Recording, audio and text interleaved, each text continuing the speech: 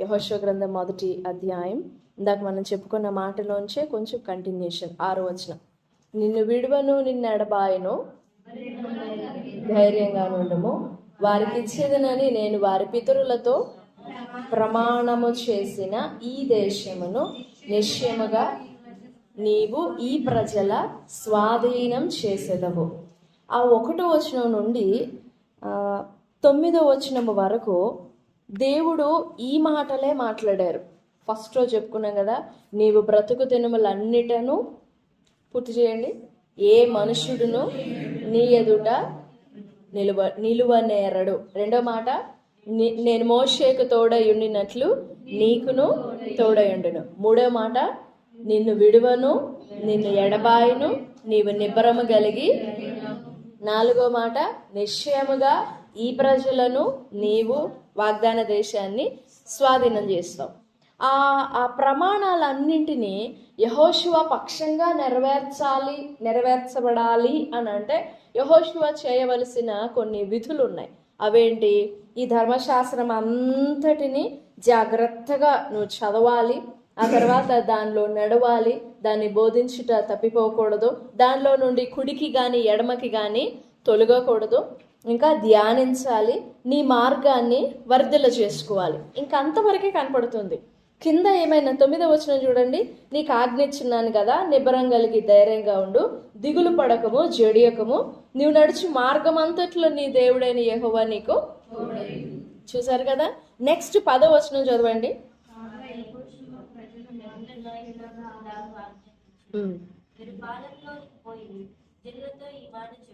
ఏమని? మీరు స్వాధీనపరచుకొనుటకు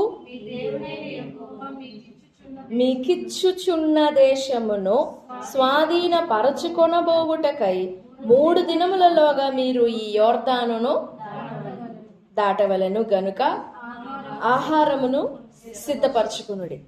ఈ మాట యోర్దానును దాటవలెను, మీరు సిద్ధపడండి అని దేవుడు యెహోషువతో మాట్లాడారా? యెహోషువ, మీరు బయలుదేరి లేచి పోయి ఆ యోర్దానును దాటండి అని చెప్పాడా దేవుడు? అక్కడ కనబడదు.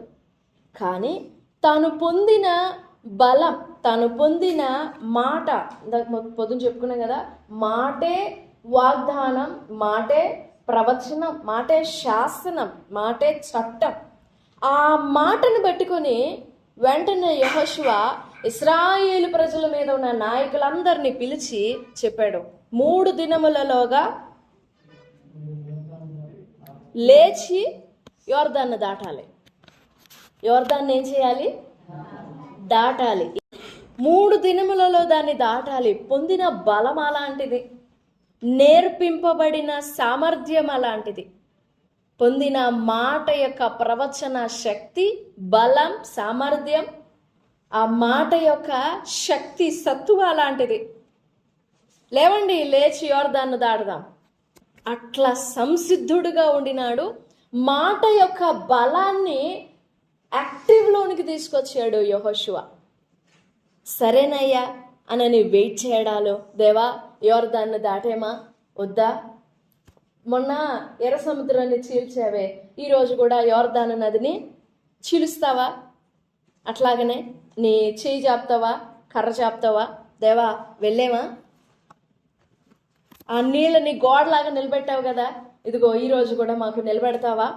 ఆ రోజు అంటే మోషే ఉన్నాడు మాతో, ఈరోజు మాతో ఎవరు లేరు, నువ్వు నిలబడతావా? చెప్పయ్యా, నువ్వు చెప్తే బయలుదేరుతాం, నువ్వు చెప్తే మేము దాడుతాం, మేము రెడీగా ఉన్నాం, నువ్వు మాట సెలవివ్వడమే ఆలస్యం, మేము దూకేస్తాం అని ఏమన్నా వెయిట్ చేశాడా?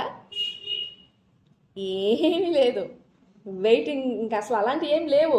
ఎందుకు అని అంటే మొదటి నుండి యెహోషువ మోషేకు పరిచారం చేయట ప్రారంభించినది మొదలు ఇప్పుడు తనకి భారం తన మీద మోపబడినది మొదలు ఆ యెహోషువలో వర్ధిల్లుతూ ఉండినది మంట, మాట యొక్క మంట, మాట యొక్క బలం తనని అలాగ ప్రేరేపించింది.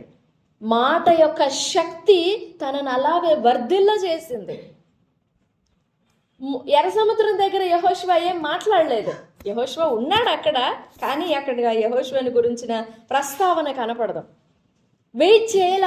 ఆ రోజు ఎర్ర సముద్రాన్ని ఇట్లా చేయి జాపి ఇట్లా పాయలు చేసావు కదా, 2 ముక్కలు చేసావు కదా, ఆరిన నేలం చేసావు కదా, ఈరోజు యోర్దానును కూడా అలాగే చేస్తావా? ఏం మాట్లాడలేదు. దాని అంతటికి ముందే యోర్దాను నది వరకు తీసుకెళ్తాడు యెహోషువ ఇశ్రాయేలు ప్రజలందరినీ. ఆ ప్రజలందరూ కూడా మరి ఎర్ర సముద్రమును దాటిన గుంపులో వీళ్ళు చిన్నపిల్లలుగా ఉన్నారు, పసిపిల్లలుగా ఉన్నారు.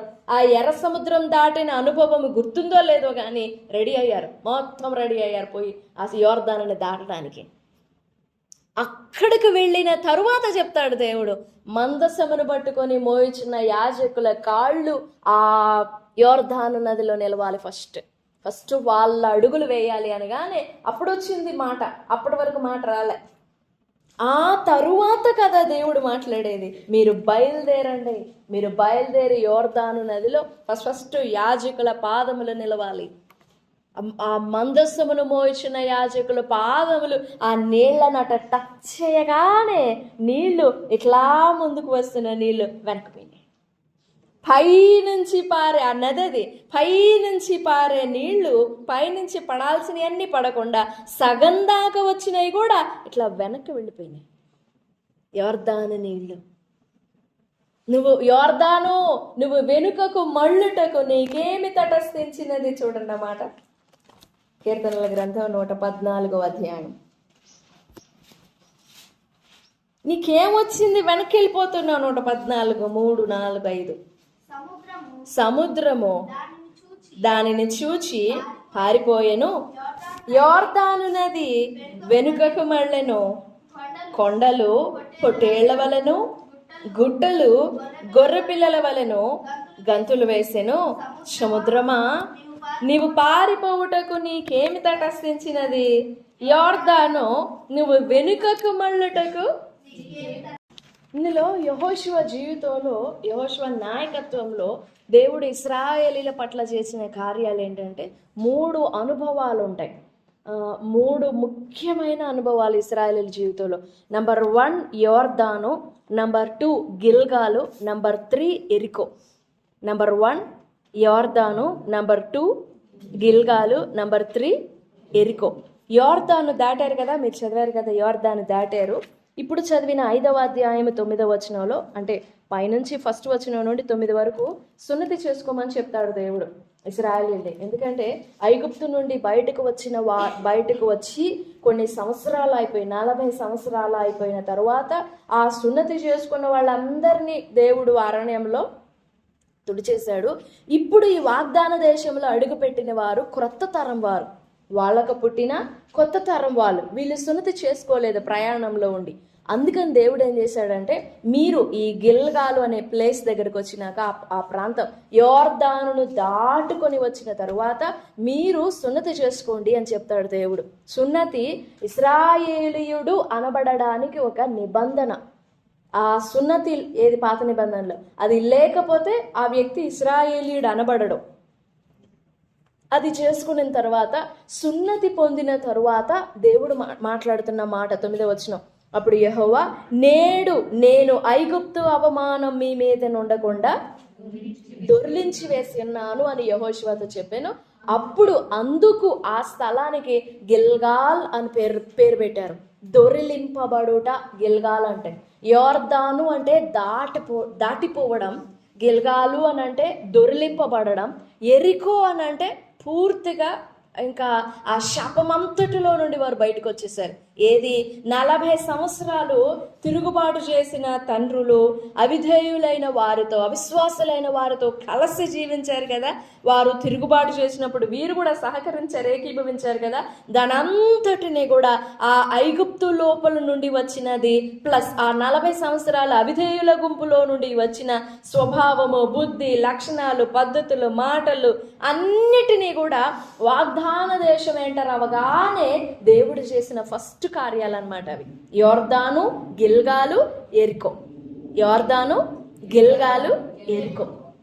దేవుడు యెహోషువ మీద శ్రద్ధ ఉంచి యెహోషువ మీద శ్రద్ధ ఉంచి యెహోషువ దేవుని ప్రజల మీద శ్రద్ధ ఉంచగా దేవుడు తన ప్రజలైన వారందరినీ కూడా శుద్ధి చేసుకుంటూ వచ్చాడు. యెహోషువ దేవుని ప్రజల మీద శ్రద్ధ కలిగి ఉన్నాడు. దేవుడు యెహోషువ మీద శ్రద్ధ కలిగి ఉండి వారిద్దరూ ఒకరి మీద ఒకరు శ్రద్ధ కలిగి ఉండి ఈ క్రొత్త తరము వారైన ఇశ్రాయేలీలను శుద్ధి చేయనారంభించాడు ఆయన.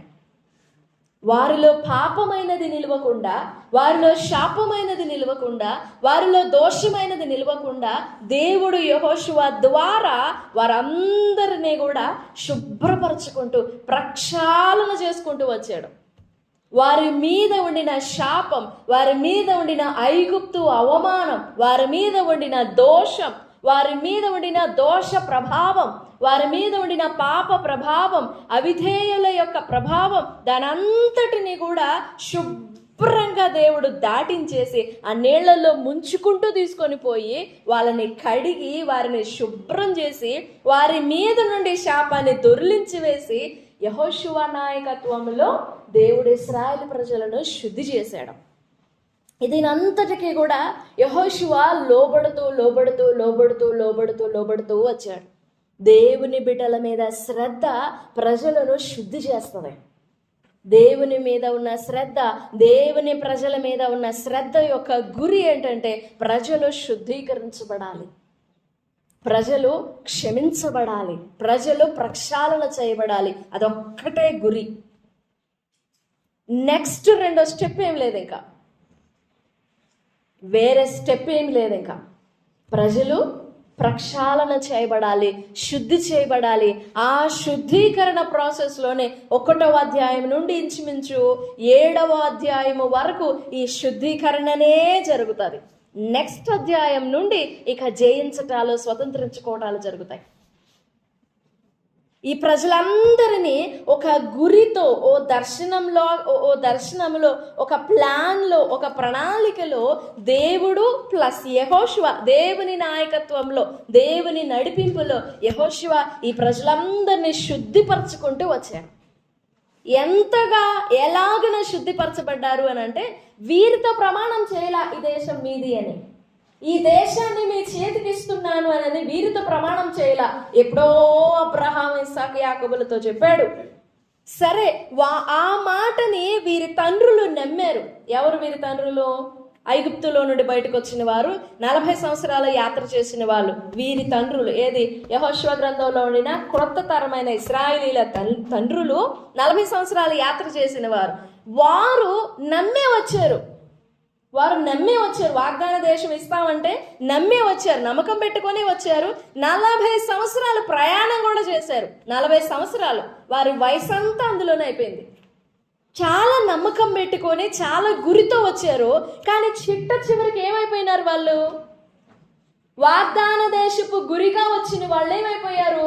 వాగ్దాన దేశపు అంచుకు రాగానే చనిపోయారు. ఇప్పుడు వీళ్ళల్లో విశ్వాసం ఎలాగుంటది? మా నాన్నోళ్ళు ఎంతో గురి పెట్టుకొని 40 సంవత్సరాలు ప్రయాణం చేసి ఏడదాకా వచ్చి చనిపోయారు, మేము మాత్రం స్వతంత్రించుకుంటామా? మా నాన్నోళ్ళే చేయలేకపోయారు, ఇక మేము చేస్తామా? రాదా? అవిశ్వాసం వచ్చే ఛాన్స్ ఉండదా? అది రాకుండా కట్టుకుంటూ వచ్చాడు యెహోషువ. అది రాకుండా వారి హృదయాలు, వారి మనస్సులు, వారి ప్రాణాలు, వారి దేహాలు పరిశుభ్రపరచుకుంటూ వచ్చాడు. మాట మీద కట్టుకుంటూ వచ్చాడు యెహోషువ. దేవుడు చెప్పిన మాట, నీవు ఈ ప్రజలను స్వాధీనం చేసేదవు.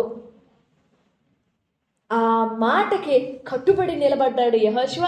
ఆ మాటని నేర్పుతుండినప్పుడు ఆ ప్రజలందరూ కూడా స్వాధీనం చేసుకున్నారు. వాళ్ళు ఏం పర్వాలేదులే, మేము వాళ్ళతో కలిసి ఉంటాంలే, యెహోషువ ఈ గొడవ అంతా ఎందుకు, యుద్ధాలు, చెప్పుకోవడాలు, ఇదంతా ఎందుకులే, కలిసిపోయి వాళ్ళు కాసేపు ఉంటారు. ఇంతకాలం వాళ్ళు ఉన్నారు కదా, ఇన్ని సంవత్సరాల నుంచి ఉన్నారు వాళ్ళు, ఇప్పటికిప్పుడు వెళ్ళగొడితే పాపం వాళ్ళు మాత్రం ఏమైపోతారు? పాపం వాళ్ళకంటే ఏమన్నా స్థలాలు ఉన్నాయా? ఇంకెక్కడన్నా ఇల్లులు ఉన్నాయా? పాపం వాళ్ళని నిర్దాక్షిణ్యంగా వెళ్ళగొడితే ఎలాగ యెహోషువ? అలా కాదులే, మేము ఇప్పుడు పుట్టుకొచ్చిన వాళ్ళము, మేము ఇప్పటికిప్పుడు పుట్టుకొచ్చిన వాళ్ళము, మేము వెళ్ళి వాళ్ళని జయించడం ఏమన్నా అర్థవంతంగా ఉంటుందా?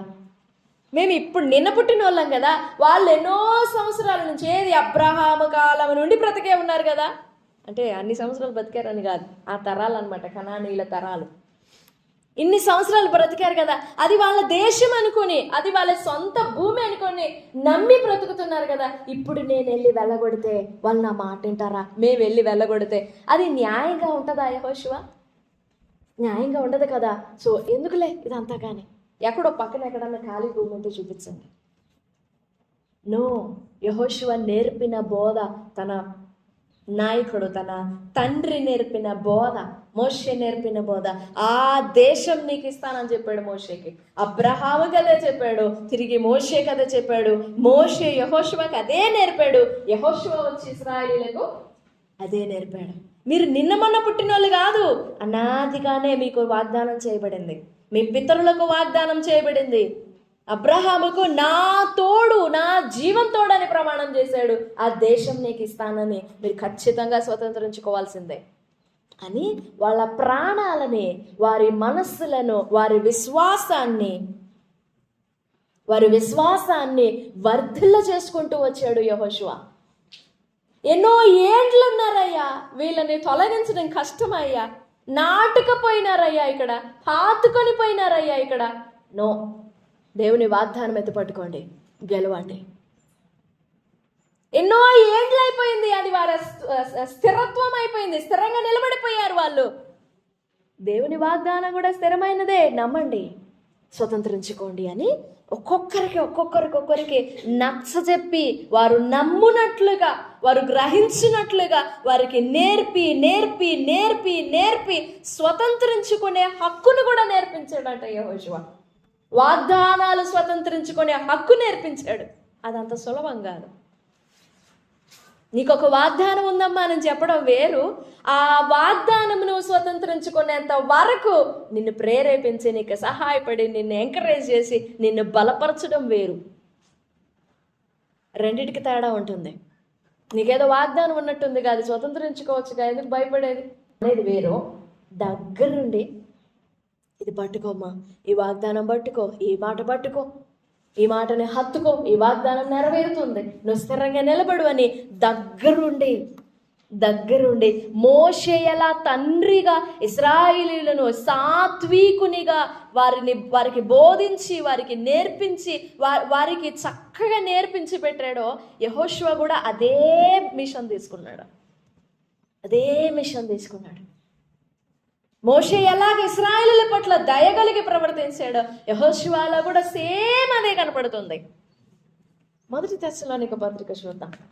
వాగ్దానం స్వతంత్రించుకొని చేయడం అని అంటే అది సాధారణమైన విషయం కాదు. నీకు ఒక మాట చెప్పి నిన్ను వదిలిపెట్టడం కాదు సేవకుని బాధ్యత. ఎందుకు ప్రతిసారి హెచ్చరించి గద్దించి కోప్పడి, ఆవేశపడి, రోషంగా మాట్లాడి, ఎందుకు నీ మీద అలాంటి గురి అని అంటే, నువ్వు దాన్ని స్వతంత్రించుకునేంత వరకు నిన్ను విడిచిపెట్టరు. యాకోబుతో అన్నాడు కదా, నేను నీతో చెప్పినది నెరవేర్చు వరకు. అది దేవుడు యాకోబుకి ఇచ్చిన వాగ్దానం. కానీ దేవుని సేవకుడు, దేవుని భారము కలిగిన తండ్రి చేసే పని కూడా అదే.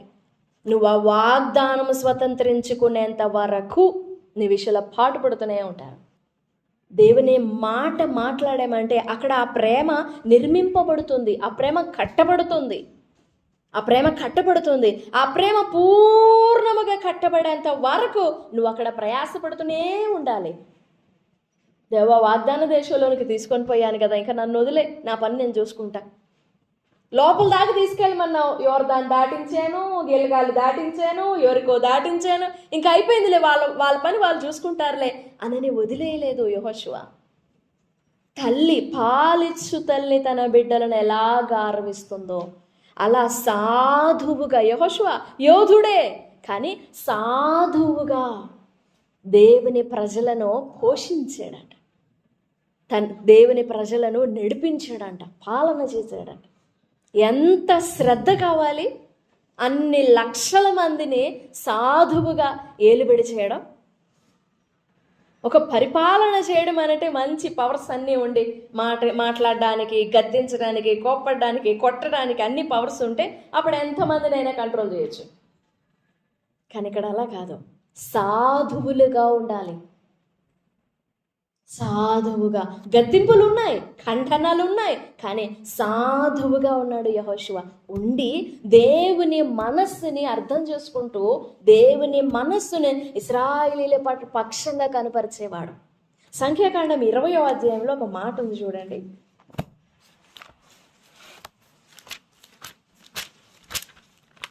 20వ అధ్యాయం 12వ వచనం.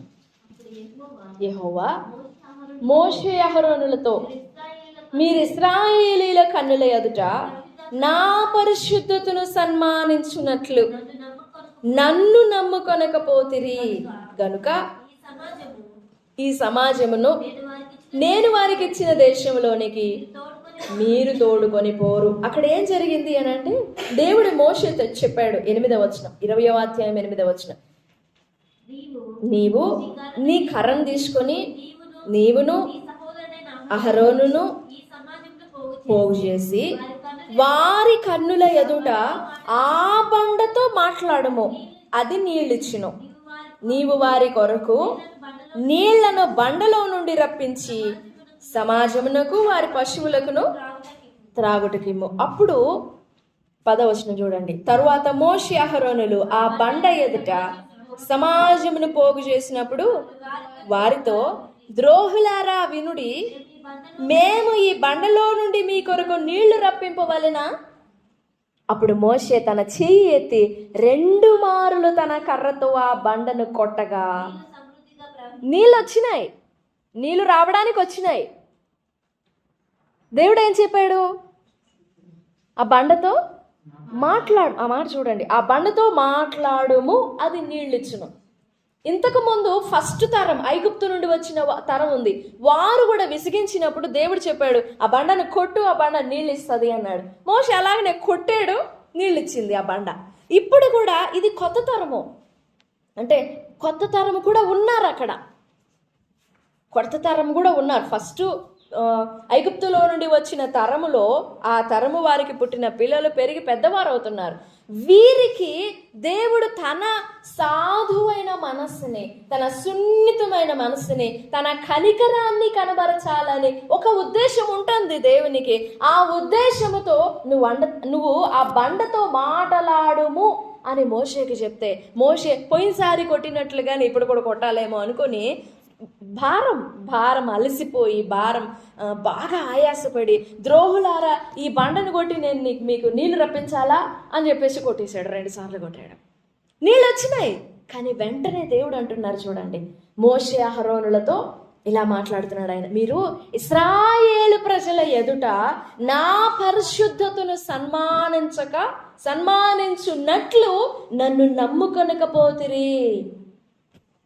అందుకు యెహోషువ గ్రంథంలో 2-3 సార్లు చెప్పాడు దేవుడు, నువ్వు జాగ్రత్త పడాలి అని. చూడండి 7వ వచనం, నువ్వు నిబ్బరము కలిగి జాగ్రత్త పడి బహుధైర్యముగా నుండి నా సేవకుడైన మోషే నీకు ఆజ్ఞాపించిన ధర్మశాస్త్రం అంతటి చొప్పున చేయవలెను. 8వ వచనం, ఈ ధర్మశాస్త్ర గ్రంథమును బోధింపక తప్పిపోకూడదు, దానిలో వ్రాయబడిన వాటన్నిటి ప్రకారం చేయుటకు నీవు జాగ్రత్త పడునట్లుగా దివారాత్రం ధ్యానించాలి. నువ్వు చాలా జాగ్రత్త పడాలి యెహోషువ, నువ్వు చాలా జాగ్రత్త పడాలి. మాట్లాడమంటే మాట్లాడాలి, కొట్టమంటే కొట్టాలి, గద్దించమంటే గద్దించాలి. కొన్ని చోట్ల గద్దింపు అవసరమైనప్పుడు అక్కడ ప్రేమగా మాట్లాడితే కుదరదు, చచ్చిపోతారు ప్రజలు. కొన్ని చోట్ల ప్రేమగా మాట్లాడాల్సి ఉంటుంది, అక్కడ గద్దింపుతో మాట్లాడితే అక్కడ కూడా చచ్చిపోతారు ప్రజలు. ఇక్కడ ప్రేమ సమయంలో గద్దింపు తట్టుకోలేరు, గద్దింపు సమయంలో ప్రేమ చెల్లుబడి కాదు, ప్రేమతో మాట్లాడేలోపు వారు నశించిపోతారు. దేవుని మాటను జాగ్రత్తగా మాట్లాడాలి, అది నేర్పుతూ ఉన్నాడు యెహోషువకి.